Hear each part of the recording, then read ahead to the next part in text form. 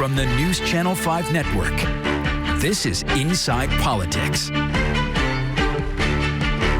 Hello, everyone. I'm News Channel 5's political analyst, Pat Nolan. Welcome to Inside Politics.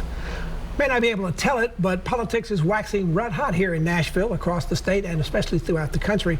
You have the midterm elections with early voting beginning here in just 3 weeks. At stake nationally is control of both houses of Congress. That includes 3 different congressional districts, now representing portions of Nashville-Davidson County.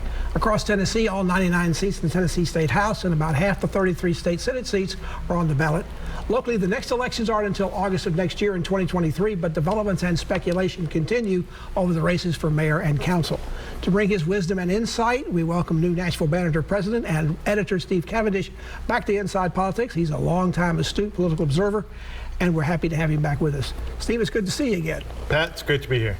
Well, let's start with the mayor's race, although that doesn't happen until next year. There's a surprise development this week that everybody thought was going to run has decided not to do it. Tell us about Hal Cato. Hal Cato was CEO of Thistle Farms, very well-beloved nonprofit here in town, and was widely expected that when he stepped down from there that he was going to run for mayor. But after some soul searching, he decided not to. And I think what happened here is that he took a good long look at what it was going to take and maybe what it was going to cost and said, I don't want to do that. He sure sounded like a candidate when he left the post to say he was going to study this. And he said, I'm not the right leader for the next leader for being metropolitan government. Any other inside information, if he was elected, he would have been the first gay mayor in Nashville. Was that one of the reasons he decided maybe not to go that far? Because that would be controversial. There'd be who knows what kind of stuff going on. Whisper campaigns about that. I don't think so. I think Hal's a really thoughtful guy. I've talked to him a few times. But my impression was that he was really interested in the mayor's office because he saw that as a way as an extension of what he's kind of done in the nonprofit world, which is help people. And he had a number of things that he wanted to do, issues that he wanted to dive into that were focused around people. But if you look at kind of what we're going to talk about over the next few months here, in the council and with Mayor Cooper, it's going to be largely deals. It's going to be the racetrack deal. It's going to be the East Bank and Titan Stadium deal, and big, complex kind of pieces of things. And I think for somebody like Cato, who wants to be in this in a more mission-oriented sort of way, as opposed to a more development-oriented sort of way, that didn't appeal to him at all. So when he told the Tennessean that there were 3 things that were needed to be the next mayor, and one of them was a stomach for tough politics or rough politics, is that what he was talking about? Not about being gay? I don't think so. The climate is very rough and tumble over LGBTQ issues, and particularly around trans issues. But in Nashville, I don't think that makes as much of a difference. Even with Cato's decision, it looks like there are going to be several candidates trying to take on the incumbent mayor, John Cooper, if the incumbent mayor is running. For some reason, John Cooper has not even said publicly that he plans to run for mayor. He doesn't make a formal announcement, but he won't even plan to do that. Why is that?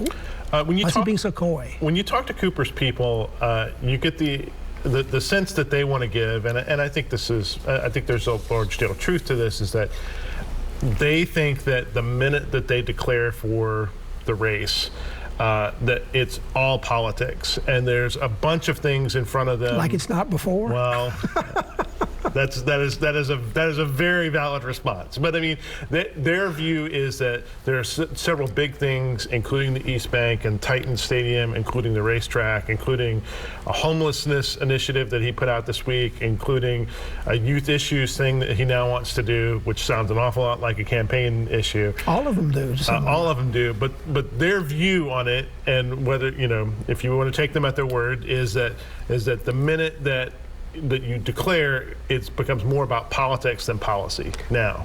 But to some degree, they know how the public and the media works. The more you won't talk about an issue, the more the media wants to talk about it or bring it up to ask again, and the more the public goes, what's going on? So what's the advantage for the mayor? I think you tried to talk about why he doesn't want to do it, but is there really any reason out there he won't run for mayor again? He certainly acts like a candidate. Well, he does, and he's been fundraising. I mean, he's already held a big fundraiser. The pulled in like $300,000 or a little over $300,000, and he's actively fundraising, whether that's to pay off his old campaign debt or the question is whether is that for the last race or the next one. He still has about $725,000 in campaign debt sitting at Pinnacle. But you mentioned all these other things that are going on right now. What's going to happen with East Bank? What's going to happen, at least in terms of moving forward on the construction of the new Titans Dome Stadium? We're talking about the racetrack and bringing NASCAR back out there. All these things are things that may well go into next year before they're decided. Is he waiting for that to be over? Maybe not all of them, but at least some of them, before he says, ta-da, I'm running? Well, the calculus, particularly on the East Bank, but also I think on the racetrack, is because there's state money tied to it, and the state's relationship with the city has been very precarious, as you've talked about a number of times. They want to get these deals done before January 15th and the session gavels in, because once they do, it may be kind of open season on Nashville and the legislature. So the money that has already been promised by the state, they want to lock it up in a deal before. And there's money for a racetrack, there's money for a stadium, kind of within those, within what the legislature's already promised. So a lot of work to do the rest of this year and the last 2 months of the year. Well, and I think they have an incentive too, to not have the stadium lingering into the new year, because if you have the stadium lingering into the spring, then all of a sudden it becomes 40 different individual referenda on the when you're voting for a new council. Every council member is going to have to take a position on it. It's going to be a real mess. Every elected official during the pandemic seemed to be in a no-win situation. No matter what they decided, there was a significant portion of the public that said, no, that's just wrong. How do you see Mayor Cooper's strengths and weaknesses as he goes into running in the 2023 campaign? I think that Mayor Cooper has the ability to set an agenda and for things that he wants to talk about. He wants to talk a lot about the East Bank. He just rolled out this homelessness plan with about $50 million in COVID funds that they're going to want to talk a lot about, because homelessness is a problem here in Nashville. And I think that if they're perceived as problem solvers on those issues, then they can set an agenda. What they don't want to talk about is some problems that we've had about, like, with garbage and recycling or with potholes. And I think you see some openings there from other candidates about city services, and I think that's some of the message that you're going to hear from a few of them. There's also be some talk about the mayor's had some turnover quite frequently in terms of economic development, leading that office there, and what the plan is. Although Nashville's not hurting for economic development, but is it going to be also an issue of just that, whether Nashville's on the right track or wrong track? I think so. We did some reporting at the Banner earlier this year that was looking at kind of why so many people were lined up against Cooper so early, and what it all came down to was that half the city thinks that we're on the wrong track, and that's across any number of different polls. Once you tip that into more than 50% thinking we're on the wrong track, it becomes an election that an incumbent has a really hard time with. The editor of the new Nashville Banner, Steve Cavendish, is our guest. We're talking about right now. We've been talking about the mayor's race for next year, but we'll also be talking about the races coming up just in a couple of weeks for the November midterm elections. Back to continue our conversation with Steve after this break.